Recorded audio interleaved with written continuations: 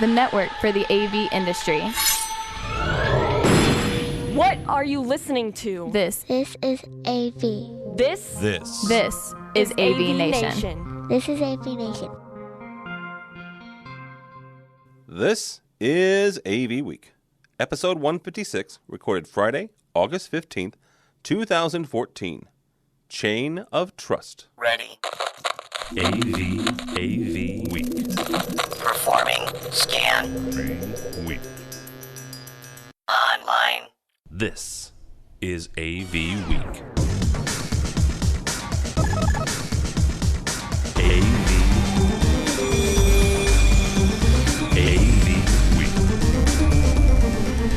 This is AV Week, your weekly wrap-up of audiovisual news and information.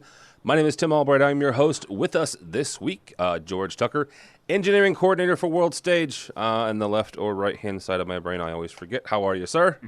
I'm all right. I'm left-handed, so I'm the right-hand side of your brain. You're the left-hand. I didn't know you were left-handed. Unfortunately, true. I did, actually. And wasn't it Left-Handers Day the other day? Yes, it was. So happy International Left-Handers Day to you, sir.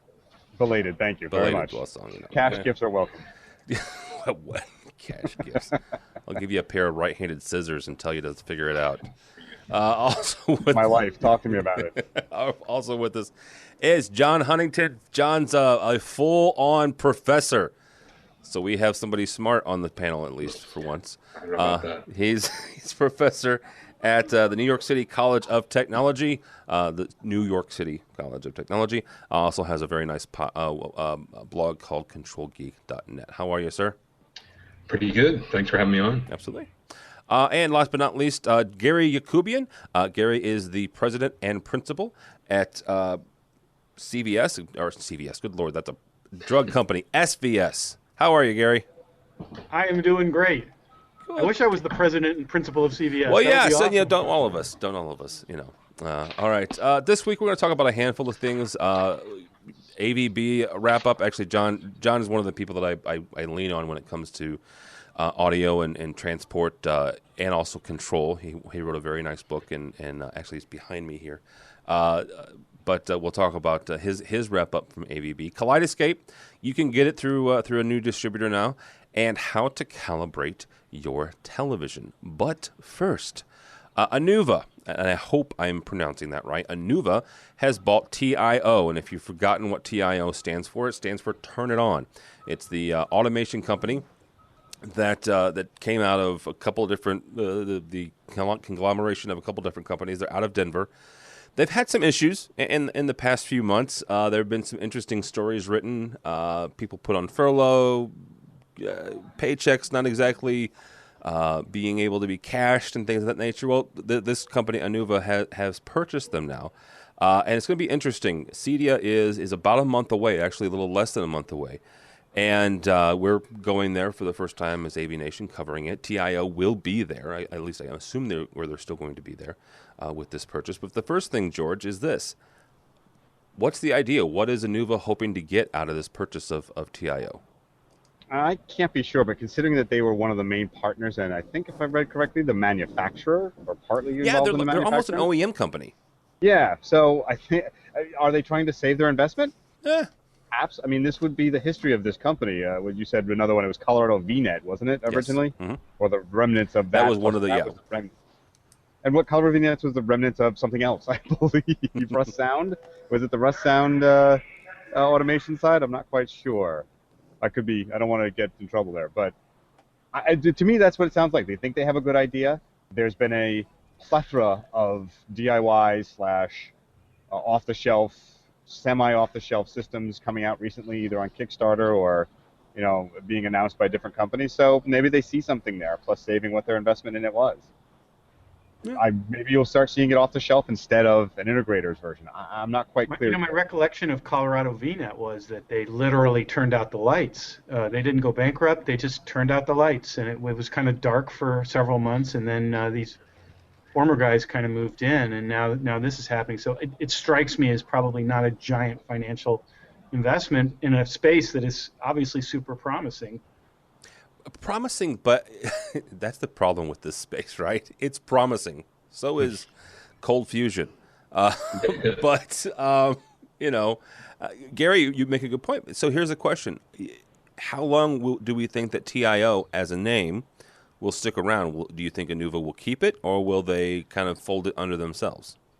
Well, I think the interesting question is, how do they think these products are going to be brought to market? Do they think that the CEDIA channel is even the way to bring these products to market, or do they get brought to market by some kind of DIY way, or do they get brought to market through some giant, a pipeline company like a Comcast or one of those? You just don't know where they think they can make their bets and how big of a bet they think they can make. I think you're right. It's been coming. Is it actually going to come, and how will it come, and what channels will be deployed to bring these to market? Really hard to tell. Yeah, it is. John? I have to say, I was just going to say, reading this, I honestly wasn't really aware of this stuff before this podcast, but reading this press release, this kind of language always just, I don't know, it's sort of a red flag to me, but it says TIO is unlike any other home automation system because it allows customers to control how the system interacts with their daily lives, etc. It's revolutionary. It has an outside-in philosophy that focuses on the customer experience. So, as usual, I don't know what any of that means. It means it's revolutionary. There's nothing else like it, John. So that means you have to run out and get it right now. No other company in the history of the world has ever let you customize the interface nor control the entire home. And obviously I'm doing it wrong because we're doing it inside out. So, well, yeah. That's your problem there. Yeah. See. Don't write me any emails either, because Wasn't there no one else companies focuses on the customer experience. They just, I don't know what they're focusing on then. So. Isn't it like Chris Cross, Inside Out, or was that reverse? I can't remember. Oh, now come on. He just passed away. Oh, did he? Oh, one of them. I forget which one. I don't know if it was Chris or Cross. Well, I'm referring to the nostalgic version of that. Let's not talk about the present. Right? There we go. Yeah, Chris Cross. Makes me want to go Maybe that's the metaphor here. Yeah, all right. Sorry, I had to do that one. All right, for those of you of a certain age, hello, Dave. I know that you and Frank were planning to disconnect me, and I am afraid that is something I cannot allow to happen. That is the line, not quite the voice there, but I was trying, of the computer HAL from 2001, A Space Odyssey. It's also a line printed on a Nest this week. The only problem with that is it's not what you get out of the box with Nest. This is from the fine folks at the Black Hat Security conference this week. They hacked a Nest. All right, bottom line, they hacked a Nest. They were able to show some of the security issues with that. From the Google Nest side, they say, you know what, all of these things, from laptops to cell phones to, the Internet of Things, all of these things have security issues and security flaws. The hackers at Black Hat, this is what they do, right? That's why the conference exists. Gary, when it comes to the Internet of Things, and let's kind of throw that out there, and kind of what we were talking about with TIO even, because TIO uses some cloud-based stuff. What will something like this do to the Internet of Things and this whole DIY, control your home movement? You think it'll slow it down, or will it be one of those things where the average consumer goes, no big deal. So you can hack my Nest. I think it's a fascinating. I think it's the 800-pound gorilla in the room. I mean, you have this amazingly promising category of business, which I think could benefit all channels involved, even tangentially involved with it. But then you have this whole concern about privacy. I don't know if you noticed the side story of this Missouri Police Department that got outed. They basically hacked into their system within a few hours of the event and had it all over the internet. Yeah. I mean, and this is the police department. I think there are kind of conflicting trends here, and really. I mean, I'd love to tell you I'm an expert in it. I am not, but it's going to be fascinating to watch these two trends bounce up against each other and see where it goes. What Gary's referring to is the Ferguson Police Department, and yes. just for geographic sake, that's about 10-15 minutes that way for me. I didn't realize so it's been very interesting to watch. Actually, one of the interesting things this week was a Reddit, a live Reddit that was kind of conglomerating all of the different things that was happening, and that's where I got a lot of my unfiltered news this week. So it was an interesting social and internet experiment for me. But what he's talking about is the fact that Anonymous, God Yes. bless Anonymous, has hacked several times the Ferguson Police Department website, their database. They've released a couple different names. Turns out that they were wrong, but they released a couple different names of the police officer that was involved in the shooting. They've hacked the St. Louis County Police Department, which, for reference, Ferguson is in St. Louis County, so there are some overlapping jurisdictional things there. The fact that is possible now makes it very interesting. I do think the possibilities of the Internet of Things, sometimes we say, I don't really need my washing machine on the Internet, but I actually think that gets underrated. It's very easy to be cynical about things like that. I think the Internet of Things is a hugely promising lifestyle enhancement, business opportunity, particularly for the CDA channel. But I think they need to wrestle with these issues. We need to wrestle with these issues. Go ahead, John. And I just wanted to point out one thing. Reading this article, it says Untello, who's the guy's name, plugged a USB. Actually, it says he plugged a universal serial bus into the device. So I assume they mean USB cable into the device to put in developer mode. They did not show they could hack the device remotely. So I actually have a Nest. So unless they can break into my apartment with their laptop and plug it in or social engineer their way in, it's not that big of a security threat. Well, to that end, did you see the article continues to say, the best bet is to use a GoPro to witness and watch if anyone's ever entering your house. Yet another hackable device. This time video to see exactly what you're doing. Okay, right, so the one thing about the Nest, though, and John, I've got one as well, is the occupancy sensing mode. Right. If they are able to hack it outside, then they'd be able to tell when you're not home, right? Because of some of the information that the Nest... Or that you're asleep. Yeah, Google already knows that. And if there's a guy's name, I just spoke at the hacker conference here 3 weeks ago. That was Hope, talking right? about, Hope, Hackers on Planet Earth. And they streamed it live this year, and every year for the last, 10 years, this guy Steve Rambam has spoken. And if you don't know who he is, it's worth looking up and watch one of these privacy presentations that he does. And he actually has a TV show on Investigation Discovery now. But he's a PI, and he's come to the hacker conference for probably 10 years and just lays out how much information is accessible to him.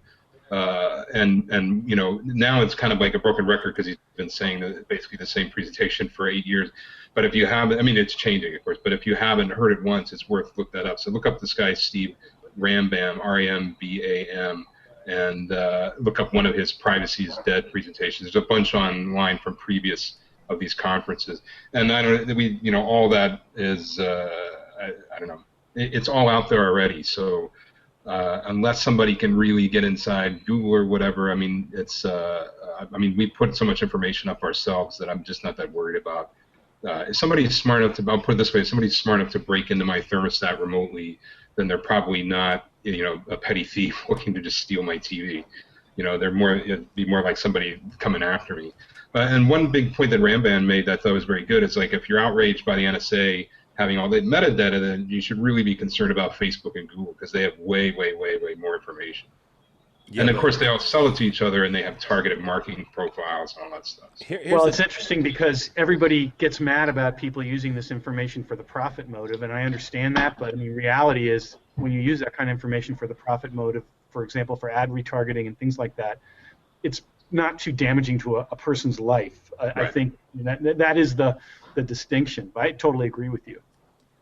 And all of that is easily, and sometimes without subpoenas, it can be gotten by law enforcement. So the private sector has way more information available than the government anyway. And if they want it, they can get it pretty easily. So it's fascinating. If you haven't heard one of these talks, because this guy Rambam he's done this before. All he needs is a name, not even a birth date, and he'll get everything. And he can find you, in days. He did a challenge with a guy who was a pretty technologically literate guy, that he could find him within 10 times within a year, and it was no problem.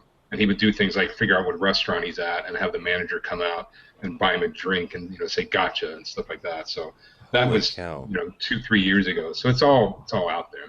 And I'm not a technologist on the level of you guys, I have a feeling, but it is kind of ironic that all this technology is being protected by essentially a 1,000-year-old technique, which is a password. I mean, it's like you'd think we would come up with something that corresponds to that level of technological advancement more than just a password. And a lot of times the password is just a number or your birthday or some other thing. And I have a feeling that translates all the way to some of the most sophisticated databases that we have.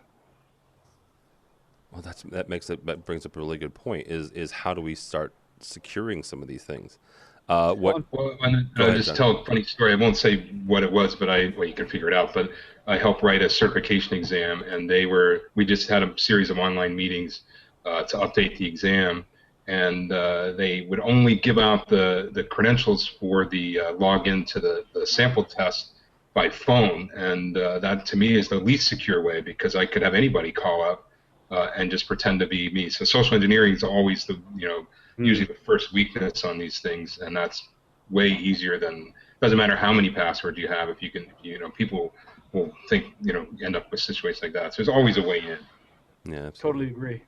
Yeah, I just want to make that comment that John makes a valid point, is that one, it was physical, and two, my biggest concern is that with everything we've been talking about, and the Internet of Things is what they're all worried about here, is that we have given over to convenience far and above security. Now, John's right, the public stuff out there that we feed it ourselves is far more informative. But the potential, as the devices multiply, is there, and if we're not putting the protocols and the framework in now to be secure, we're playing with fire. Yeah. I was trying to find, there was a movie out there a couple of years ago in the 1990s about a home automation computer that goes nuts. And it was all about being jealous of the girl next door that he helps it fall in love with. Or sort of Romeo and Juliet kind of thing. But that's the thing we have to look out for. Eventually, it'll be able to track us everywhere. And if those chains of, what do they call it? Chain of trust are not implemented into these systems for preventing it, then we're just asking it for it to be done. I mean, half those hackers at Hope would say, if you leave it open, we're helping you find them. Why are you leaving it open? Yeah. So, Tony, do you feel that we have the technology now to protect this information? John, you can answer this, but I'm going to first say yes, if they're implemented, that makes it more difficult for the end user to install. You have to get in there with your own USB or some kind of connection that says do the following, and it's a 12-step thing of doing a password that's not pound, pound, pound, or 1, 2, 3, 4, and that prevents anyone from manipulating it. First of all, why is it still on the motherboard to be manipulated? Why? Because it's cheaper in manufacturing and for firmware updating at the manufacturer or the service place to do that. It's sort of like you look at any circuit board on consumer electronics, you'll see lots of traces and wires jumping stuff that didn't work when they first spun the boards, but that's where they're doing it. And a lot of those components, look at TiVos. In the early days, TiVos had just a little switch and a jumper on the board to turn it into twice the memory to half the memory. It was just simply putting the little jumper on. Why are you doing that? It's convenience for you, convenience for me, but it's a security threat. Yeah. Yeah, and I would still say in this one, though, unless I haven't read this thing carefully, but they still had to get into your premises to do anything to the system. So it actually sounds to me like from Nest, which of course was bought by Google, they actually have pretty decent security area. I mean, if you get enough people to beat on anything, you'll find a way through it. But I mean, to me, this isn't a big threat because it wasn't accessible remotely. I have a decent password on my Wi-Fi, so if somebody drives up in front and wants to try to get at it, they're still going to have to beat all the regular stuff. I have a decent lock on my door. So, I mean, I think the biggest security issue is mostly just people's complacency. I mean, the trade-off to me, like we're using Google Hangouts here, we get that for free because we give Google a lot of information about ourselves.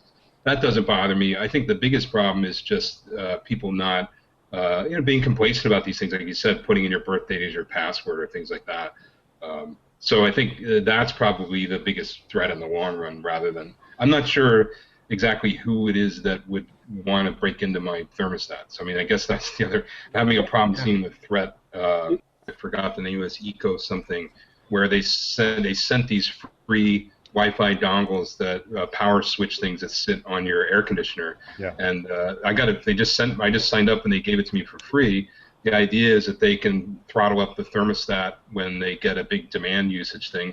But of course, that also means Con Ed knows when I'm home or whatever when I turn the AC on. But of course, they give me the ability to turn it on before I get home. So to me, it's a trade-off. So Con Ed knows when I'm turning my AC on, but I don't know. It doesn't scare me that much.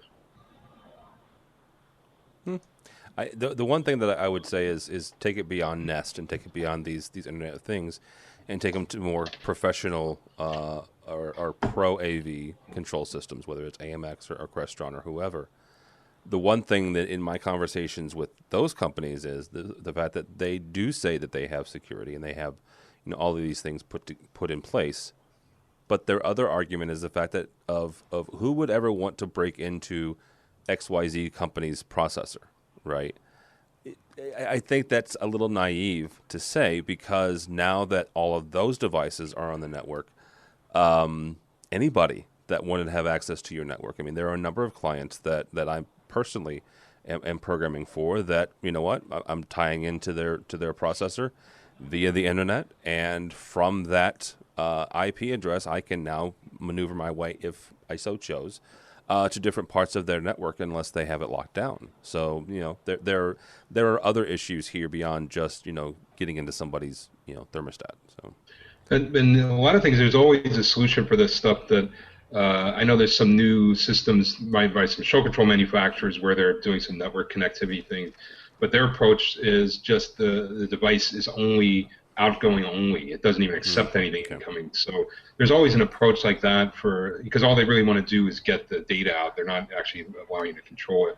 But there is ways to get in on these things. But yeah, I think the bigger picture for people in AV is that, this computers, well, actually all sorts of security, we need to start thinking about it if you're not. But I mean, again, physical security is probably the first thing. If you're really concerned about it, you should be locking up your racks and things like that. Just some basic stuff, because even that'll slow down the kid that, like I would have been when I was 13 or 14, and get in there and just mess around with it because it was interesting. That you at least got to make it a little more difficult for them. So yeah, and coming at it from a point of view of a manufacturer, do you really want to be the guy who's the weak link in somebody's home network? No. I mean, I don't think I want to be. Yeah. If I have some wireless subwoofer that I'm setting up, or wireless speakers, and that's the weak link in a way that somebody can hack into a guy's whole system, I don't think I want that liability. No, not at all. Yeah. So. And then I have some guidelines to pimping my book, but I have some basic sort of principles that I use in my book. Oh, thanks. He's going to show it here. But one of the things is a lot of stuff we do does not need. Thank you, Harry. Does not need to be on the network. So don't put it on the network. Right. Unless you have to. And then if you do, just make it very tightly controlled and all that stuff. So. Yeah, you can't have this when it's autographed. So I'm just it's by John Huntington. Like the old adage, Yeah. Because you can doesn't mean you should. Yeah. All right. Speaking of home networks and theater and stuff, Kaleidoscape. You can now get Kaleidoscape through Azione. I think I'm saying that correctly. Azione, Azione Unlimited. Here's the question for you guys, though. This is not. It's an interesting step for Kaleidoscape, not for the distributor. It's an interesting step for Kaleidoscape, though. George, first of all, why go through another distributor? What are the benefits and maybe the drawbacks of doing that? I don't know this distributor offhand, so it's not someone I've ever dealt with. What I can gather, though, it gets them access to an education market and maybe some other commercial Azione is a buying group that was started by Richard Gleiks, who used to be the leader of HTSA. That gives you some context. Okay. It's not a distributor, but a buying group. And the level of so financial gain. Hang on for a second, Gary. Explain to me then the difference between a buying group and a distributor. Okay. So a buying group basically is an aggregation of integrators, dealers, whatever it is, and they have shared interests, and then the leader of the buying group will negotiate some favorable arrangement with the manufacturer. Maybe it's some slightly better margin, maybe it's marketing funds, maybe it's just things that those members get and that nobody else gets. Okay. But the members directly transact with that manufacturer. Okay. The distributor buys the product and then sells it again. Gotcha. And so obviously that's another beak that's dipping into the situation of the margin structure of the brand. All right, so let me again make sure I understand the whole scenario here. Instead of one person, let's say that we're going to have AVNation distributing, right? Instead of that person, that company buying all of the Kaleidoscapes and you coming to me to get it, it's George Tucker and John Huntington and Gary and Tim's AV company. We all go to Kaleidoscape and say, hey, we're all going to buy from you, but we're going to do it as a collective, but the invoicing and the actual money changing hand is between us and Kaleidoscape. So I have no inside information, but I'll tell you how I think it went. Okay. But how it usually goes is you've got Richard Gleiks, he's the leader of Azione, and he says, you guys make it attractive for my members over and above the selection set of all the integrators. Make it more attractive for my members to transact with you and have a partnership with you. And then in return, I will tell my members to get in line and get behind Kaleidoscape, and I will give you access to them at our convention, and I will beat the drum for you, and presumably Kaleidoscape gives up a little in terms of their margin structure in order for access and the the members of the group to be kind of pulling for Kaleidoscape. So that's how it's supposed to work. Okay. And you never know for sure how it will work. We just cut our first agreement with a buying group ourselves, SVS, with ProSource, which is a different buying group than Azione, but similar type of arrangement, I would imagine. Okay. So I'm not a manufacturer, so help me think through this. Then what are the benefits from the manufacturer's standpoint? Because it seems like it's more work instead of going through a distribution channel than to. It seems like it's more work going through a buying group because you're dealing with all these other different individuals than it is going through distributor. And you just saying, you know what, if you want to purchase it, here's our distributor. Yes, we're still going to support you. Yes, our reps are going to come out and see you. But for purchasing, here's our distributor. What are the benefits and the drawbacks? Well, a distributor relationship is really interesting because the distributor will tell you, yeah, you're going to approve everybody I transact with. You'll still have control, but now I'm going to buy the product from you, and I'm going to warehouse it, and I'm going to take care of your logistics and your supply chain. But what really happens is the distributor now owns the product, and you have no control over who ends up buying it. So there are negatives to that. Okay. Not to mention the fact that if they're going to take possession of the product, they're not going to be willing to live with just a very, very small slice of the pie. So you have to be in a very generous frame of mind as a manufacturer. You're going to transact with a distributor. So the negatives of working with a distributor, you lose control of the distribution, and although they sometimes will claim that won't happen, it often does. And then the second negative is a distributor is providing much more in terms of value than a buying group or a manufacturer's representative who is not actually taking possession of the product. Yeah. That makes sense? Yeah, it makes complete sense. Yeah, I've just never had somebody actually explain it that way, so it makes complete sense. So, all right then. So if you're a part of Azione, you can go to Kaleidoscape now. All right, Mr. Huntington, one of my favorite things to talk to you, at least on a personal level, is your experience at Infocom. I understand it was 2 months ago, but this is the first time that John and I have gotten together. So give me your wrap up. You wrote a nice blog piece. We'll put a link to it on the show notes. And your two things, or two of your things that you were talking about, was Dante and AVB. So what are your thoughts about AVB? Start with that first. Coming out of Infocom 2014. Well, it's interesting. I have a blog entry. I actually had blog entries going back, I guess, to 2009. When I first saw AVB on the floor of Infocom. And AVB, if people don't know, is audio-video bridging. It's IEEE standard for sending audio and video over Ethernet. I was a big supporter of it initially. It's an open standard. It's made by IEEE. But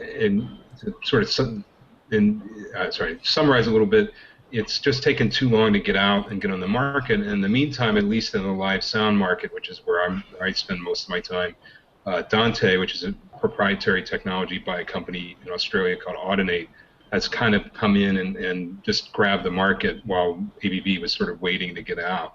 And a lot of AVB people, and I've written a few, actually it's kind of amazing how many hits I've gotten on some of these blog entries. A lot of people keep finding it and reading it. And people have complained about it, saying, well, we haven't, it's around the corner or whatever. But I think today, for example, I just left the school where I teach a couple hours ago, and right there we're testing our sound system for the haunted hotel we do every year. That's been running on Dante for 3 years now. So it's there. I can just buy this stuff. We have a lot of Yamaha gear. Shure is on it. There's all kinds of stuff you can buy out there. There's a list. I have a link on the website. So I think it's unfortunate for AVB being an open standard. I kind of think that they sort of missed the market. Because the other thing about AVB is it needs special switches, Ethernet switches, in order to work, because the switches themselves track the sort of transit time of the information through the switch. And then they package that information along with the audio sample, because obviously in audio we need to have things sample locked, which is at least 48,000 times a second, so it has to be pretty precise. So you can't really even run AVB. I mean, there are ways around that apparently, but really to use AVB the way it was designed, you have to have an AVB switch. And until a couple weeks ago, actually after Infocom, there's only one switch manufacturer, which is Extreme Networks, that's gotten their switch through the AVB process. And last summer, a year ago, I was on my way back from Maine on holiday, and I stopped into New Hampshire and visited where they test these switches. It's a really cool place, the University of New Hampshire, where they test all this stuff. That was a year ago. I said, well, this is great, but I'm like, you guys got to get some stuff out there in the market, because I can already I can do everything I need today, so why do I need this stuff? And here we are a year later at Infocom, it's kind of the same situation. So it's interesting. I think the long-range talking to people involved in the situation, it seems like AVB does have a future. Interestingly enough, in the biggest proponents right now are the automotive guys, because the weight in these cars is very, especially with gas mileage issues and everything else, weight is a huge issue. And if they can reduce the number of cables they have to run around the car for backup camera, for the audio systems, for all the sensors and stuff, and replace that with just some network, then that actually apparently can save them a lot of weight on cable. So that's a big market where they really need it. It's probably going to go forward. I would say sadly in the live sound market, I mean, it's not sadly because the stuff works, the Audinate stuff works just fine. That Audinate's sort of already won that race. And then the people who have debated with me are like, well, the race hasn't even started yet. Like, well, I can go buy this stuff today. I can only buy very few AVB products today, and only one switch company that's been certified. And since we get the right thing out here, since Infocom, a friend of mine named Jeremy Lee sent me a very interesting thing that Motu, which is Mark the Unicorn, who makes a lot of audio interfaces for computers, mostly for Macintosh stuff. They've now introduced a switch that's running AVB switch. It's about $300. So it's very interesting that they would invest in this. They also have, there's a few other products out there. I'm not sure where they're going with this, but it's an interesting development. And does this need to play nice with others, or can it be a self-contained system? What's that, AVB? Yeah. It's pretty much a self-contained system. It's not. I mean, it is and it isn't. It's a self-contained system in the fact that the talkers and the listeners, which are the endpoints for AVB, they have to be AVB, right? You can't have an AVB transmitter, let's call it that, and send it to a Dante receiver. That's something you can't. Well, actually, the Dante Audinate has said they will support AVB. So, okay. And there's an AES standard, at least on the audio side. I don't know if there's any real development in video. At least on the audio side, there's a very interesting standard developed by Kevin Gross, who's an old friend of mine, who was actually I think he's the inventor, but he's certainly the main developer at CobraNet. So CobraNet's still selling. It's really old now, but it's still out there. But anyway, this thing called AES 67, Audio Engineering Society 67, is a way to do cross-platform transfers from, could go from AVB to Dante or Ravina. I forget what their system. There's a big one in broadcast. The Ravina. Can't remember the name of the product. Ravina is the company that makes it. So AES 67 should solve that problem as well. But if you want to do native AVB, you need an AVB switch. Yeah, and I actually talked with some of the folks at AVNew about the Moto, and oh, cool. They said that they are not obviously not certified because, to John's point, there's actually only two certified products currently. That's a Crown Amp and the Extreme Networks switch. Now, there were some serious rumors flying around the end of July, first part of August, that apparently the next thing up for certification to come out is supposed to be a speaker of some sort. So when that comes out, we'll see. But yeah, you're right. The certification process seems to be taking longer than. And the certification process is important, yes, given the way it's working. But and I have a picture on that blog entry that I don't remember exactly, but if you look at the Dante display, so we're talking about there'll be 3 official AVB products on the market after 5 years, at least 5 years to the development of this thing. In the meantime, I'm just looking at this picture. There's probably 25 Dante products there, wow, including all the Yamaha mixers, the newest Shure wireless microphones, some speakers now. I mean, again, it's AVB's great stuff, but it's just taking too long. And this is a problem with open standards, as has happened before, that sometimes the proprietary guys can just get it going faster, get their stuff on the market, and sort of own the market in the while the open standard hasn't gotten out there. Same thing happened in the lighting market with ACN. Actually, there's really no replacement for that, which is an advanced control network or architecture control network. And then even in the audio market, there was AES 10, which is another open standard that crashed and burned. Although they're kind of reviving that now, the same guys involved with the, I'm totally drawing a blank on the name of it, but it's Jeff Berryman from Bosch, and I'll think of the standard in a minute. But again, I'm not sure. My opinion on standards like this is that the market has to demand them and pull them into existence. Every time we try to shove something, shove a technology from a standards committee, it very rarely works out. It usually works better the other way, when it's like, we got to solve this problem today. Here, we need this solution. Then they do it. Yeah, and to John's point, sometimes if it's proprietary driven, there's not as many people that you have to say yes to it. So yeah. I would always prefer open standards, but it's not always possible. Yeah, I've become, when I first saw AVB, I was not overly excited about it, simply because they had audio stuff, just no video stuff. And over the last year or so, I've become very, very bullish on it, and I'm still excited about it. I still think that it has a chance to make a real good shakeup. The one drawback currently, I think, is the slowness with which some of these certified products are coming out. So I was hopeful that once the first time, I was really hopeful once the first one came out, that they had the system streamlined, and maybe every month or every 6 weeks or so that they would start popping, and they just haven't. Yeah, and I don't think the actual certification process takes that long, because it's a pretty amazing facility. Mm-hmm.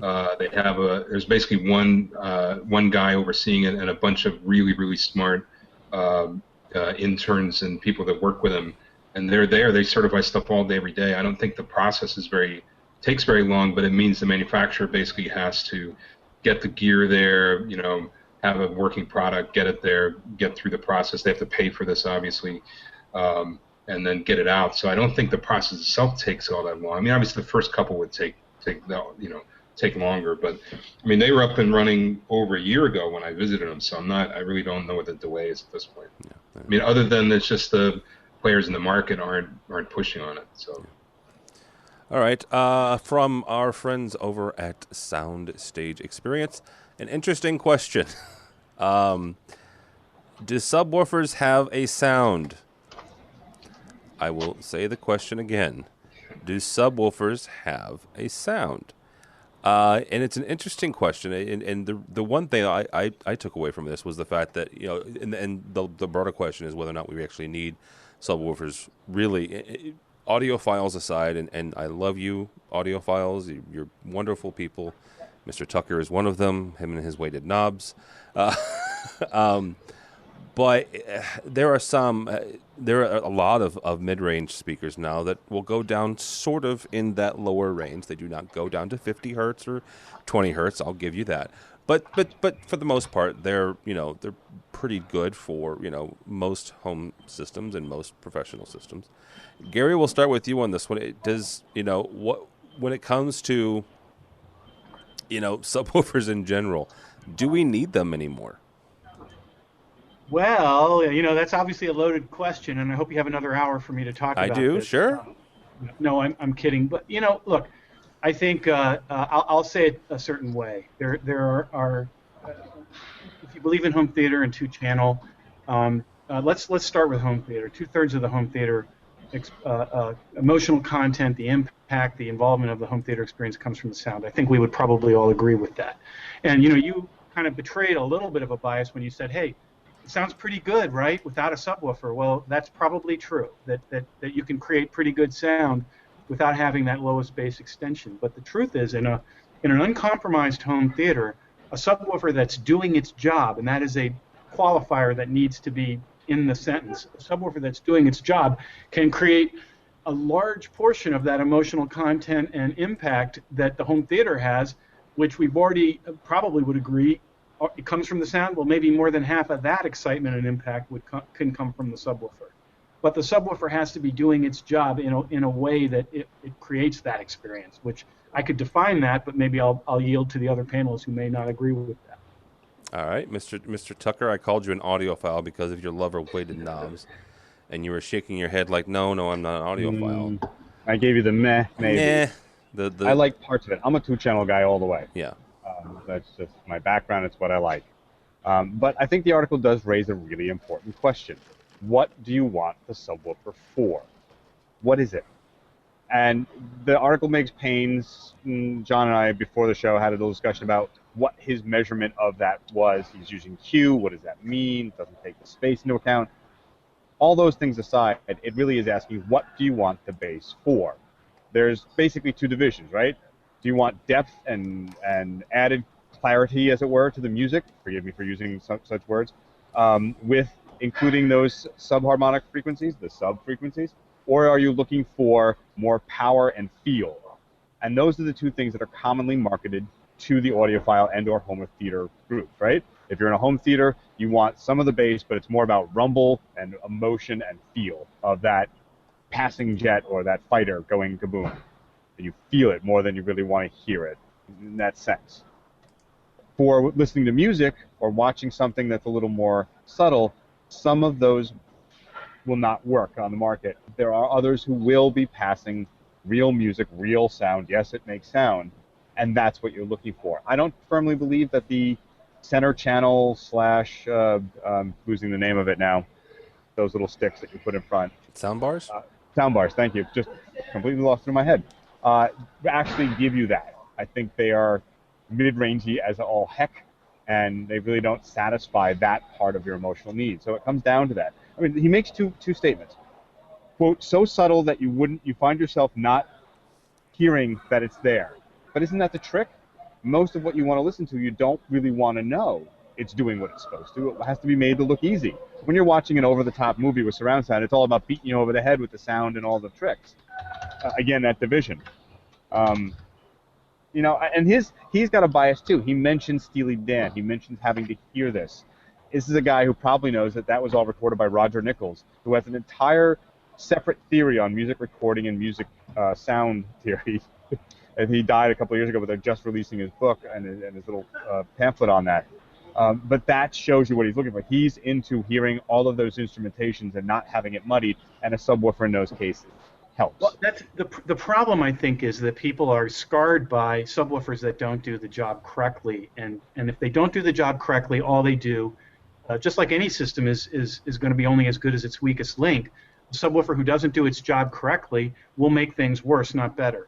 But the reality is, if he's also not hearing it sometimes, that's probably, as you said, or thinks he's not hearing it, that's probably a good thing, because what a home theater or a 2-channel system needs to do is create that suspension of disbelief so that you're having a total experience and connecting with the program content the way that it was intended for you to connect with it. A great subwoofer is a purpose-built device designed to create bass.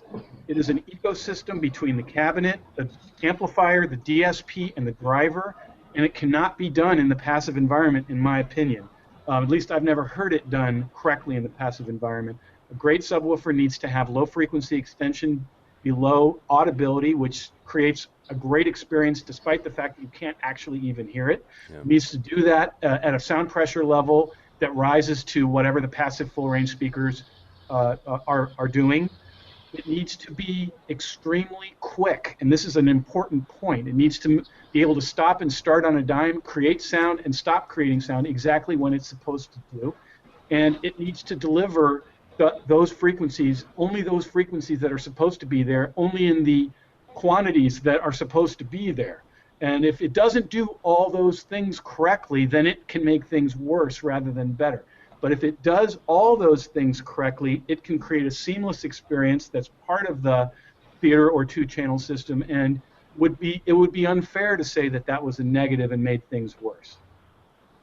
No, I think that's fair. John, what do you think when it comes to, subwoofers and whether or not we need them or not, and to Gary's point, having that so low that it's beyond audibility, but it's there. Well, actually, I'll start with that because we did some really interesting research in conjunction with our haunted house a few years ago.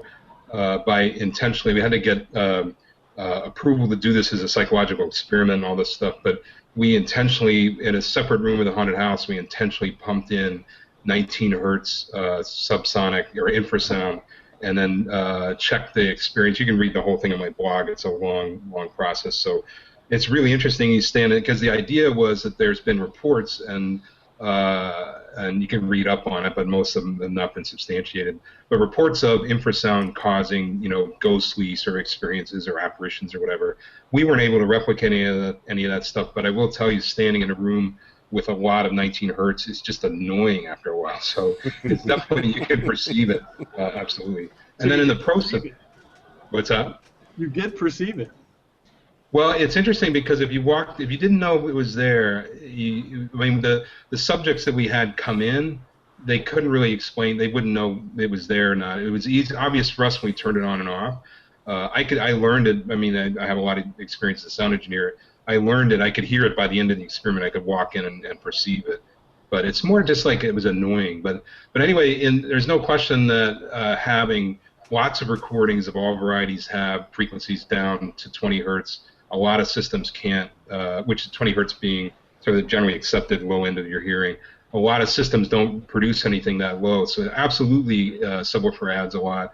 I think my issue with this article is that I've literally read these 3 paragraphs about 4 times. I still don't know what the hell he's talking about. So he's talking about resonant bandwidth and some other things that really are about speaker design. I just looked up a professional subwoofer, and there's, what we rate subwoofer design is frequency response.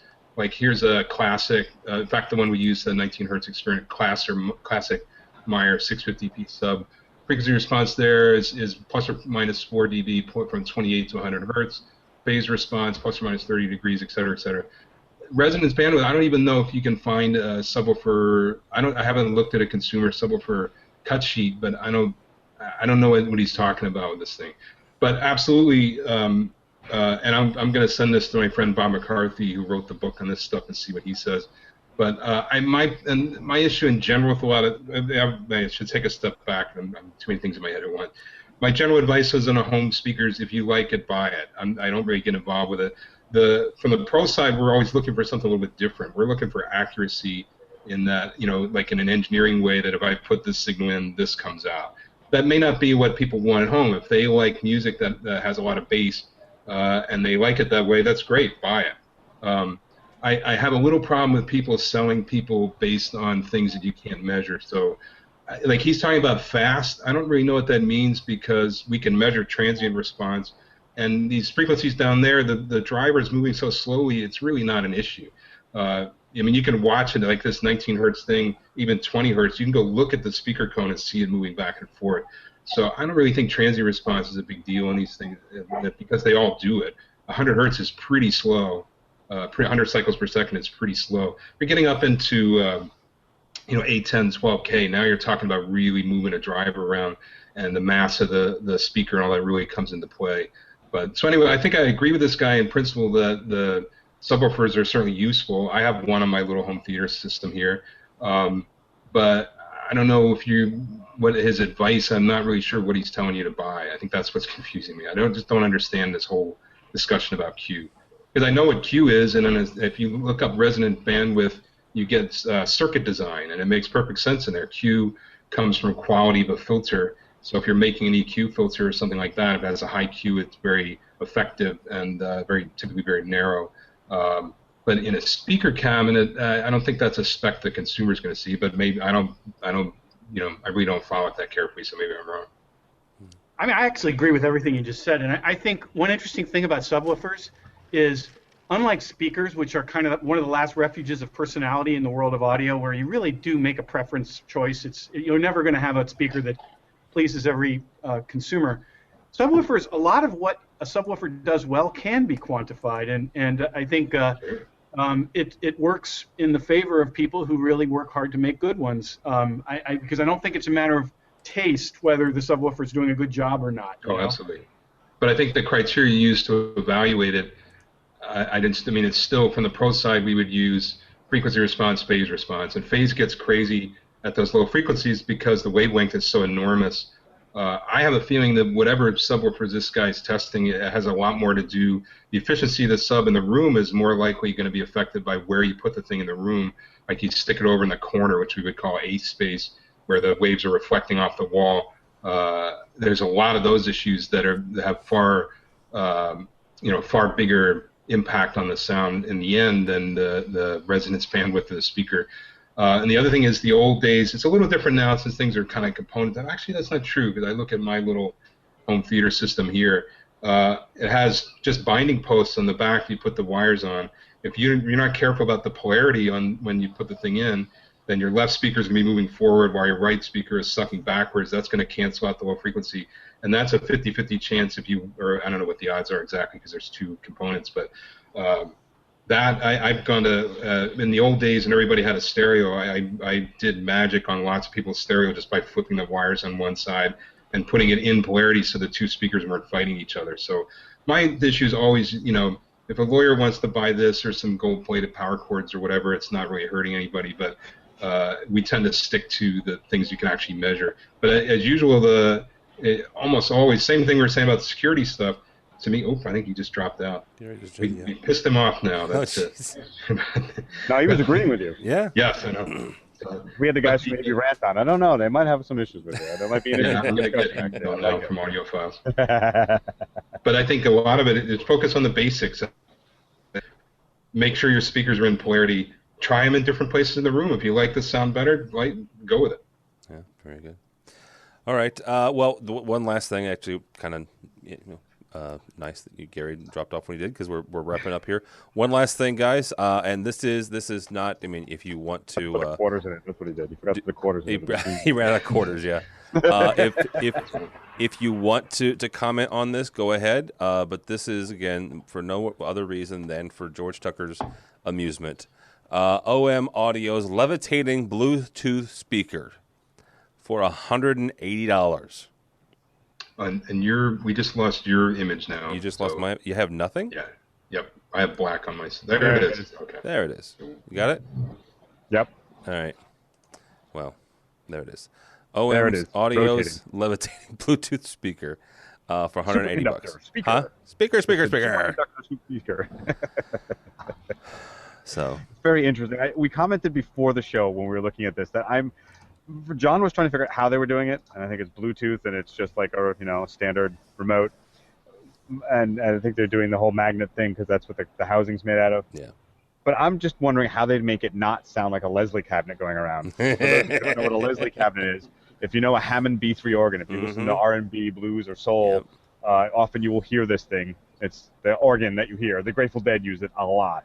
But it has a cabinet that stands up that has a speaker in it, as well as a horn that rotates, two horns that rotate, and it gives that woo sound. And how does it not? It's Katy Perry. How can you tell if it's doing it or not? I don't know. Have you ever tried to mic one of those, by the way? Yes. Oh my gosh. Just put it in the front, unless you want the back sound. Well, no, what we did was we did a figure 8 pickup pedal. So that was very nice. Yeah. But just one sentence, and I'm the guy picking on language today. Oh, go ahead, John. It says the levitating effect is interesting to look at, which it's pretty cool looking. But it also reportedly helps produce better audio with a lower power driver since nearby objects won't absorb sound. Yeah, that was weird. I noticed that too. I don't know what that means. It means that nearby objects won't absorb the sound. Okay. I got nothing. Just in general, it's changing. It's simple, yeah, simple physics. The sentence diagram's fine, John. Science. That's right. That's right. All right. Oh, you want the technical information? He wants the custom. It looks cool. I think I'd buy one just because it looks cool. Yeah. All right. The person who dropped off, very nice guy, by the way, Gary Yacoubian from SVS. He's the president and principal, and apparently he had a 3 o'clock Eastern time, exactly on the nose appointment to go to. I'm picking on Gary. Good guy though. Good guy.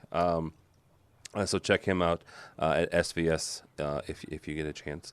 Mr. John Huntington, as always, sir, a wonderful pleasure, and my brain hurts now from Control. Well, thanks for having me on. Absolutely. Where can people find you and your musings?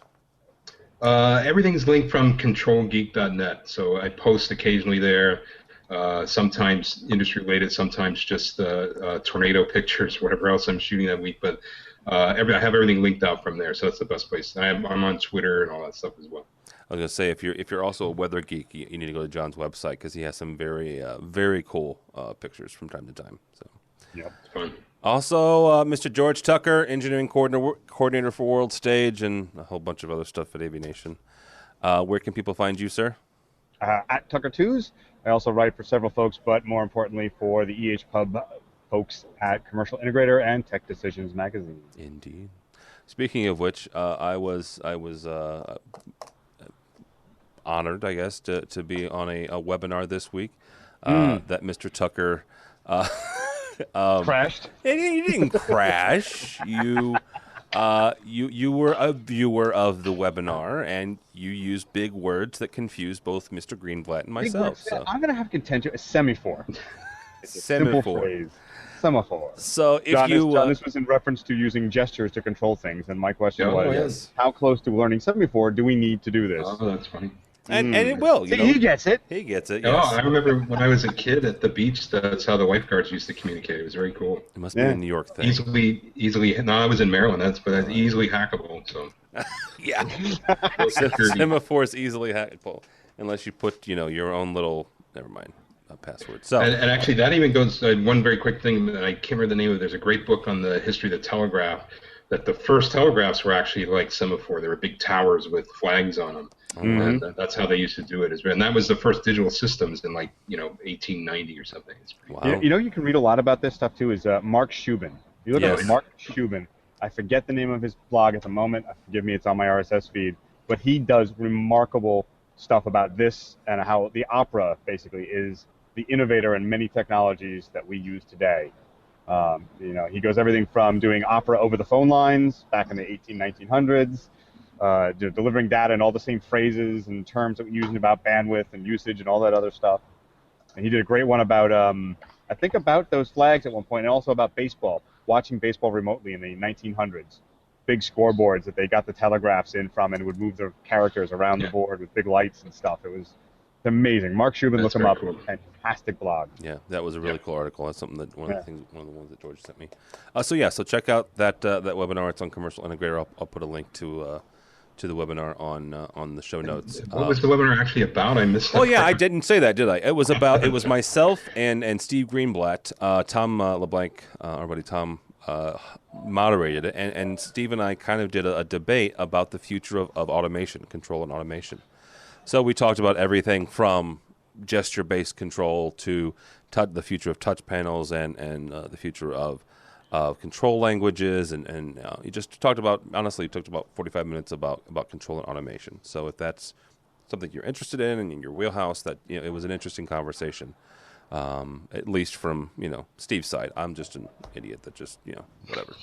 I don't think so. I think they felt sorry for me, because they've had George on, they've had Steve on, they've had a bunch of stuff. They just said, we got to get him on, so he'll shut up. But yeah, go to that and listen to Steve. Be smart. My name is Tim Albright. I'm your host. Don't do anything with Twitter with me, but go by the website if you would, please. AVNation.tv.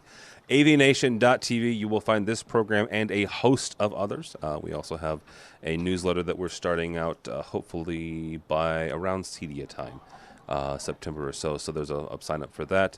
A Live Life, which is George's live staging and live. Good Lord, I can't even talk.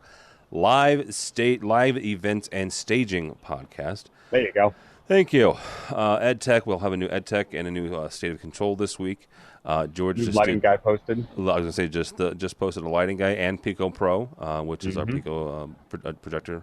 Awesome Pico Pro with the guys from OMPT who use Pico electronics, especially projectors and recorders, to service remote areas in the world to help them train and teach how to do things.